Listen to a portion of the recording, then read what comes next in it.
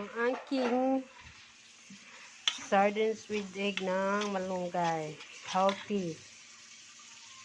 Okay, mag-isa tayo ng sibuyas at bawang sa ating sardines with eggs. And of course, with malunggay pa.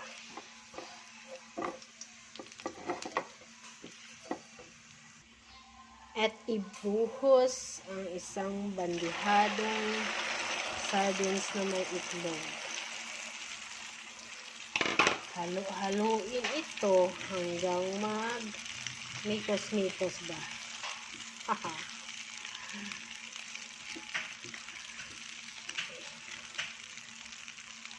Yeah. At syempre, lagyan ng paminta. Okay, done na ang aking sardines with eggs.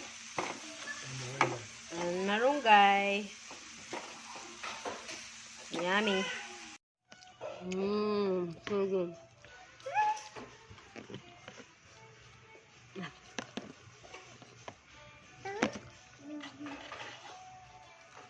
Yep.